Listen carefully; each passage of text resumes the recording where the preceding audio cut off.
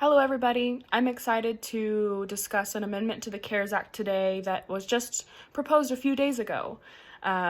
This is an issue that is near and dear to my heart and my community, and I think that we're all trying to navigate a new form of living that I didn't think anyone was really prepared for.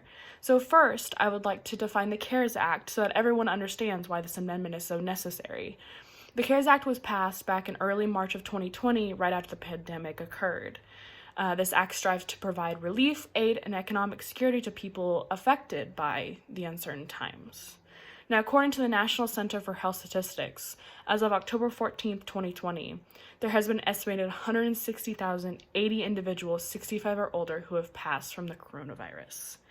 In this current pandemic, the higher your age, the more at risk you are. This is exactly why House Bill H.R. 8623 should become law. This bill strives to amend the current CARES Act to allow certain COVID-19 vaccines to be included in people's Medicare coverage without cost sharing. Billy Long, Missouri has an ever-growing elderly population, estimated to be 25% of the overall population of Missouri in the coming years. Your people need the maximum coverage as best to protect themselves and others. Now, there are three main reasons as to why I believe that this bill should become law. First, there's an increasing number of individuals who are utilizing the Medicare program each year. In 2019, 191 million people were enrolled in the Medicare program. As of July 2020, the most recent report, around 196 million people have been enrolled in this program.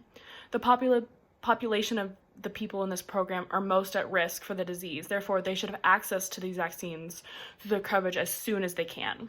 Second, the inclusion of not allowing the cost sharing is essential for this population.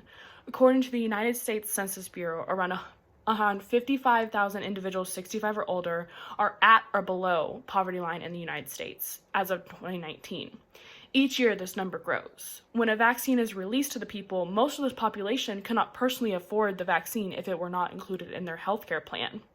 Even if it were to be included, if they had to cost share, they might not be able to afford this. Therefore, this would increase the number of individuals 65 or older who may have to pick between spending money on a vaccine or obtaining food to eat. Now, lastly, the addition of this amendment to the CARES Act will help curb the pandemic and put a stop to the spread of it for the huge population of the United States. If individuals 65 or older have increased access to the vaccines, including in their coverage and the affordability of them, then they can be treated and help stop the spread. Now, I'm talking to you today, and in order to combat this debilitating pandemic, we must protect our most vulnerable population.